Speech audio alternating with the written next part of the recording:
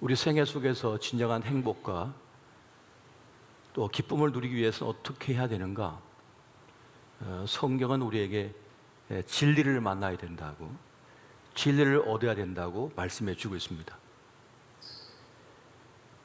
진리가 너희를 자유케 하리라는 그 말씀, 진리를 알지니 진리가 너희를 자유케 하리라.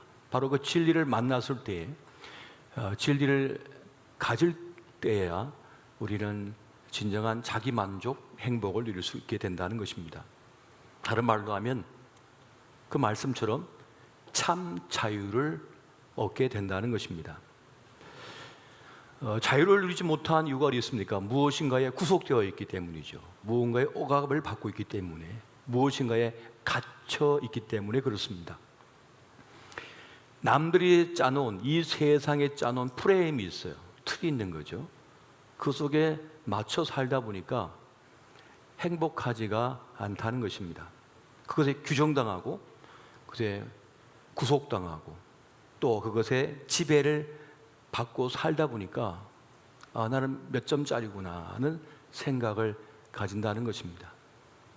지금은 좀 덜합니다만 이전 세대의 우리 학생들을 평가하는 기준은 점수였잖아요. 그 점수에 따라서 자기 인생을 규정해 버렸어요. 그러다 보니까 평생 그런 줄 알고 살아요. 나는 20점짜리야. 나는 50점짜리야. 그리고 암기력이 좋고 좀 똑똑한 IQ가 높은 아이는 늘 100점 맞으니까 자기는 100점짜리인 줄 알아요. 인간관계도 100점이요. 인생도 100점이요. 그래서 인생이 다 완벽하게 될 줄 알았는데 결혼 생활이 힘들고 회사 생활이 힘들고 절망해 버리는 거예요. 왜 그러지? 난 100점짜리인데. 100점짜리가 아니었던 거죠. 그 공부에서만 100점짜리지 나머지 세상에서는 100점짜리가 아니었던 거예요. 그러니까 잘못된 프레임 속에, 규정 속에 구속당하고 압제당하고 그렇게 지배를 받고 살았다는 것입니다. 그런데 참 진리를 만나게 되면 내가 누구인지, 내가 어느 위치에 서 있는지, 또 내가 어디를 향해 가야 하는지를 깨닫게 된다는 것입니다. 그렇게 참 진리를 만나면 자유하는, 자유로운 인생이 될 수 있다는 것입니다. 우리의 삶 속에는 이 패러독스, 역설이라고 하는 것이 있습니다. 역설은 뭡니까? 겉으로는 불합리하게 보이지만 깊이 생각하면 진리가 되는 것. 이것이 바로 패러독스, 역설이라고 하는 것입니다. 마태복음 5장에 등장하고 있는 팔복의 스토리를 보게 되면 모두가 역설에 대한 이야기입니다. 심령이 가난한 자가 복이 있다. 온유한 자가 복이 있다. 애통하는 자가 복이 있다. 의에 줄이고 목마른 자가 복이 있다. 그러니까 계속하여 이 역설의 이야기를 하고 있는 것을 보게 됩니다. 예수님께서 행하셨던 그 삶, 그 가르침 전부가 사실은 역설적이었습니다. 어뜸이 되고자 하는 자는 높아지려고 하는 자는 낮아져야 된다. 중앙에 앉지 말고 끝으로 가라. 누구든지 제 목숨을 구원하고자 하면 잃을 것이다. 누구든지 제 목숨을 잃으면 찾으리라. 모든 것이 역설의 말씀이었습니다. 먼저 된 자가 나중되고 나중된 자가 먼저 된다. 이 역설의 진리를 계속하여 말씀하시는 우리 예수님을 발견하게 됩니다. 우리 예수님의 십자가 사건도 역설이었습니다. 세상의 왕은 자기의 권력, 힘으로 제압을 해가지고 다스리는 겁니다. 힘으로 압제하고 그래서 자기가 원하는 걸 가져오는 거예요. 그래서 자기의 왕위를 지키기 위하여 전쟁을 일으키고 그리고 수많은 목숨을 값으로 해가지고 자기를 살려냅니다. 이게 세상 왕의 모습이에요. 그런데 십자가의 우리 예수님, 주 예수 그리스도, 주라고 할 때 왕주자를 쓰죠. 주인 주자를 쓰잖아요. 우리의 참 왕이신 예수님께서는 우리를 구원하시기 위하여, 자기 백성을 구원하시기 위하여 자기 목숨을 던지셨습니다. 우리 주님의 이 십자가의 사건은 역설인 거예요. 그 백성을 살리기 위하여 자기의 목숨을 바치니까요. 이렇게 성경은 온통 이 역설의 이야기로 가득한 것입니다. 오늘 본문에 등장하고 있는 사도 바울의 이 가르침도 역설입니다. 내 능력이 약한 데서 온전해집니다. 내가 약한 그때에 도리어 강함이라. 이러한 역설의 진리를 또한 말씀하고 있습니다. 깊은 울림이 있는 거죠. 약한데 온전해지고 약한 그때가 도리어 강한 때다. 약한 것은 단점이거든요. 치명적인 것이거든요. 그 사람들은 다 감추려고 합니다. 그걸 노출하지 않으려고 그래요. 노출되는 순간 잡아먹히니까요. 이 동물들을 많이 연구한 학자들은 그런 말을 합니다. 동물은 본능적으로 어떤 다른 대상의 피 흘리는 모습, 약점을 보면 공격 본능이 일어나게 된대요. 그래서 우리가 산에서 들에서 이 들개들을 만나면 뒤를 보이고 도망치는 순간 어떻게 합니까? 먹인 줄 알고 쫓아온다는 거죠. 도리어 허세를 부리고 강한 척해야만 이겨낼 수 있는 거거든요. 그런데 오늘 약한데 온전하여지고 약한 그때가 강한 때라고 지금 말씀하는 것입니다. 이게 무슨 말일까요? 사도 바울이 하고자 하는 것은 이것입니다. 내가 약하였기 때문에 주님을 전적으로 의지하였고, 내가 나를 부인하고 주님을 따랐기 때문에 주님의 그 역사를 이룰 수 있었다는 것을 그가 지금 말씀하고 있는 것입니다. 내가 너무 강하면, 내 속에 내가 너무 강하면 주님께서 머무실 장소가 없다는 겁니다. 내 생각이 너무 강하면 주님의 뜻이 들어올 길이 없다는 거죠. 약한 그때에 내가 강함이라, 내가 약하였기 때문에 주님을 인정할 수 있었고, 내가 약하였기 때문에 주님의 뜻을 받아들일 수가 있었고, 그 뜻을 순종할 수 있었다는 것입니다. 여러분, 사람이 너무 잘나고 똑똑하면요, 다른 사람을 필요로 하지 않습니다. 자기가 다 해버리지요. 내가 부족하고 연약하기 때문에 다른 사람의 도움을 필요로 하고 함께 하는 거예요. 사도 바울은 지병을 갖고 있었던 사람이었습니다. 그래서 다른 사람의 동력이 필요했어요. 그래서 디모데 같은 사람, 디도 같은 사람을 자신의 제자로 삼고 또 그들을 훈련시켜서 교회를 맡겼습니다. 자기가 다 감당할 수가 없거든요. 그렇기 때문에 오늘날 교회가 남아있을 수 있었던 것입니다. 만약 그가 사람을 동력자로 세우고 또 제자를 세우지 아니했다면 어떻게 됐을까요? 그가 사라질 때 교회도 사라져 버렸을 거예요. 하지만 함께 사역할, 함께 동력할, 그리고 이어갈 제자들을 세워냈기 때문에 그 사역이, 그 교회가 지금까지 이어질 수가 있었던 것입니다. 우리가 잘 알고 있는 다윗도 역설의 인생을 살아간 그런 사람이었습니다. 여러분, 다윗은 화려하고 웅장한 도시가 아니라 광야의 삶을 살았습니다. 하나님께서 광야로 이끌어 가셨어요. 정치 1번지가 아니라 광야의 삶을 살게 하셨던 것입니다. 광야는 우리를 단순하게 만들어 버립니다. 그리고 하나님과 수직적 관계를 제대로 형성할 수 있도록 만들어 버리는 것입니다. 세상과 연결이 끊어졌기 때문에 하나님과 깊은 연결을 가질 수가 있었던 것, 이것이 바로 다윗의 모습이었습니다. 다윗이 이 엘라 골짜기에서 이 골리앗과 승부를 벌여서 이기잖아요. 그런 화려한 등장을 하게 됩니다. 하지만 곧바로 시련의 때를 맞이해서 그런 도망 다니게 됩니다. 사울 왕과 정적들의 시기와 질투를 받았고 그들의 공격을 받게 되었던 것입니다. 그렇게 도망자 신세가 된 다윗은 블레셋으로 망명을 하기도 했고 아둘람 굴에 피하기도 했고 그렇게 인생 역경을 경험하게 됩니다.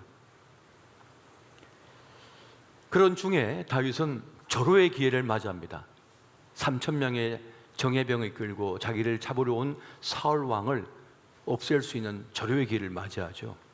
그런데 그의 옷깃을 조금 잘라 가져갈 뿐, 그리고 왜 저를 쫓아다니십니까? 왜 저를 이렇게 미워하십니까? 하면서 도리어 그 사울 왕에게 이성적인 온정적인 호소를 하는 그러한 다윗의 모습을 보기도 합니다.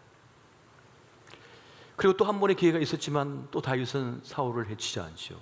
왜 그랬습니까? 사울 왕이 하나님의 기름 부음을 받은 하나님의 사람인 것을 알았기 때문에 다윗은 어찌할 수가 없었던 것입니다.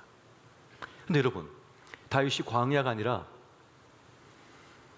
정치꾼들이 득실거리는 도시에만 머물렀다면 어떻게 했을까요? 그런 것을 배웠다면 어떻게 됐을까요? 절호의 기회를 놓치지 않고 사울 왕을 없애고 자기의 세력을 형성해서 왕으로 등극을 했을 것입니다. 다윗은 그렇게 하지 않았던 것입니다. 왜요? 광야, 그 깊은 광야 속에서 주님을 깊이 만날 수가 있었고 주님과 깊은 관계를 유지할 수 있었으며 그렇게 오직 주님의 은혜로 산다고 하는 것을 철저하게 훈련받고 또 그러한 사람이 될 수가 있었던 것입니다. 도망자의 신세, 가장 힘없는 자의 신세를 경험하면서 그런 약한 자들, 힘겨운 이들의 모습을 경험하게 되었습니다. 그렇게 그는 넓은 품의 사람, 깊은 영성의 사람으로 만들어지고 있었던 것입니다. 이후에 다윗은 사울 왕과 요나단, 그 백성들이 전장터에서 전사했다는 소식을 듣습니다. 여러분, 역사는 뭡니까? 역사는 성자의 기록이잖아요. 이전 정권이나 이전 왕조의 기록을 다 지워버립니다. 나쁜 것으로 바꿔버립니다. 그리고 자기를 정당화하죠. 왜 내가 왕이 될 수밖에 없었고 왜 정권을 잡을 수밖에 없었느냐라고 하는 합리화, 정당성을 위하여 이전 정권이나 이전 왕조를 완전히 형편없는 그러한 사람들로, 그런 역사로 만들어버리려고 합니다. 하지만 다윗은 참 어리석게도 참 순진하게도 전에처럼 사울 왕을 살려줬던 것처럼 사울 왕의 죽음과 요나단의 죽음, 그 백성들의 죽음을 안타까워하고 슬퍼하고 그래서 애가를 지어 부릅니다. 정적인 사울 왕과 요나단이 죽고 그를 추종하는 그 백성들이 죽었으면 좋은 것인데 좋은 게 아니라는 거예요. 그런 깊은 슬픔에 빠져 금직하며 애통하는 모습을 보입니다. 이것이 그의 태도가 통일 이스라엘 왕국을 이루는데 매우 중요한 기반을 이루게 됩니다. 이것이 바로 역설인 것입니다. 진리의 역설인 것입니다. 여러분, 다윗은 광야의 시간, 그 광야의 길을 걷는 동안에 더 큰 사람이 되었습니다. 더 깊은 영성의 사람이 되었던 것입니다. 언제 닥쳐올지 모르는 두려움, 죽음에 대한 공포, 내가 이 세상에서 없어질 때 아무도 나를 기억하지 않을 수 있다라고 하는 그 절망감, 그 엄습하는 공포 속에서 그는 철저하게 쇠약하게 되었습니다. 하지만 그 속에서 절박한 길을 누리게 되었고 하나님의 은혜를 구하는 사람이 되었던 것입니다.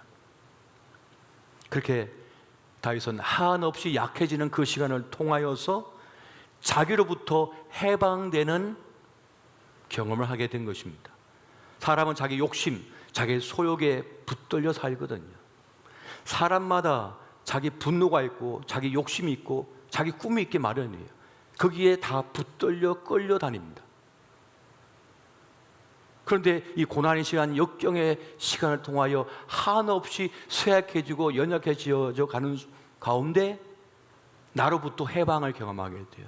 주님을 맞아들이게 되고 주님을 전적으로 의지한 사람이 되고 주의 뜻을 붙잡는 사람이 되는 것입니다. 바로 다윗은 그 경험을 이 광야 시간을 통하여 했던 것입니다. 다시 말씀드립니다만 수많은 사람들이 자기 소욕, 자기 욕망, 자기 성격을 넘어서지 못합니다. 자기 스타일을 넘어서지 못합니다. 자기 과거에서 벗어나지 못합니다. 과거의 상처에서 벗어나지 못합니다. 하지만 다윗과 같이 그 광야의 시간을 통하여 철저하게 자기를 부인하게 됩니다.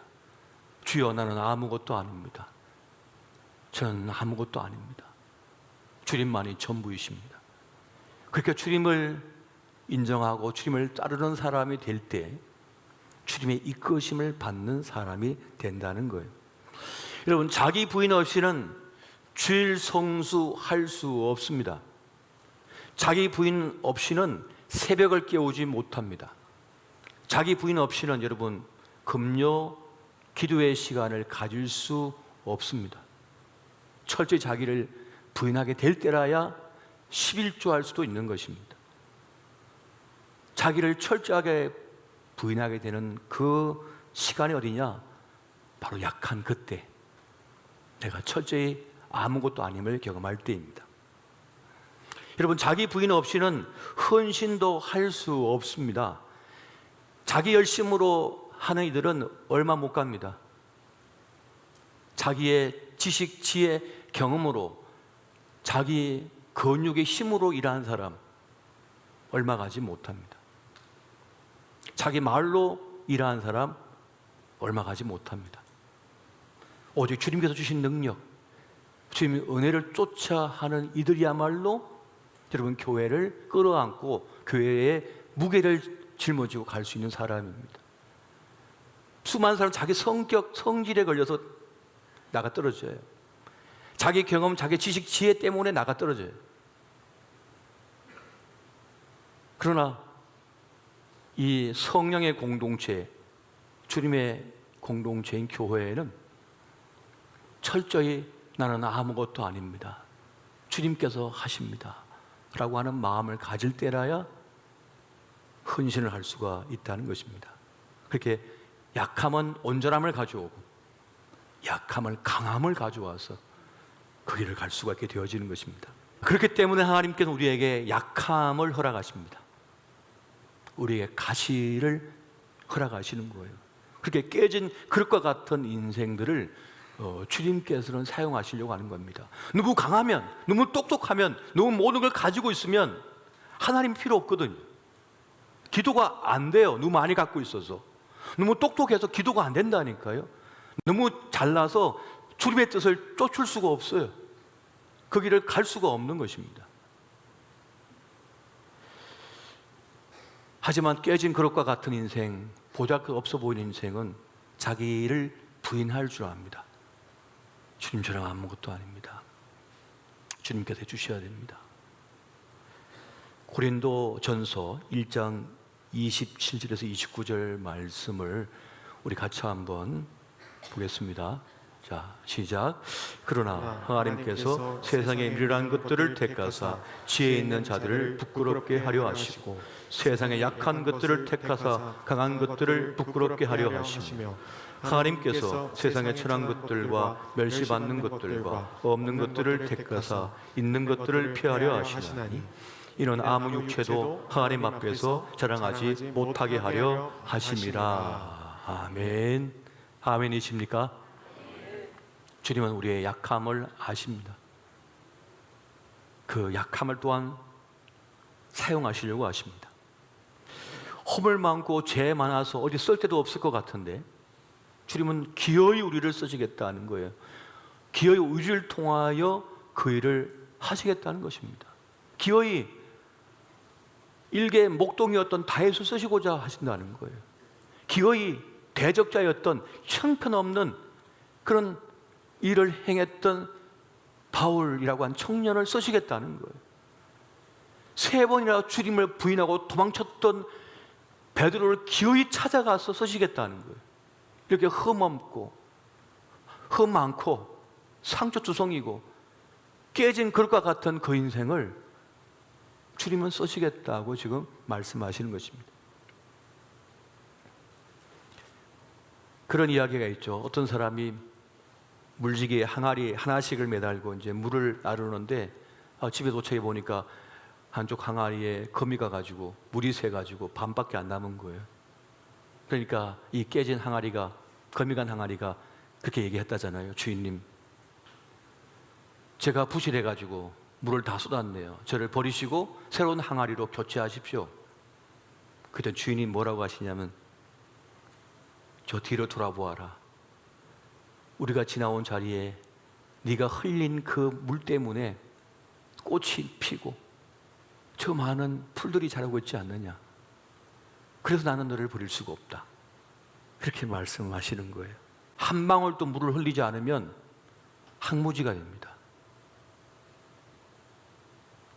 실수라도 물방울이 떨어지는 그곳에 생명이 잉태하는 것이지, 물 한 방울 흘리지 않으면 그 지나온 길에는요, 풀 한 폭이 자라지 않고 그저 사막이 되어 있는 거예요. 그래서 주님은 우리의 연약함, 부족함, 허술함을 서시는 것입니다. 제가 자주 말씀드리는 다람쥐와 도토리 이야기 아시죠? 제가 이 그 동물의 세계에 대한 영상을 보면서 이게 너무 철학적인 거예요. 너무 마음에 드는 거예요. 그래서 다시 한번 말씀드립니다.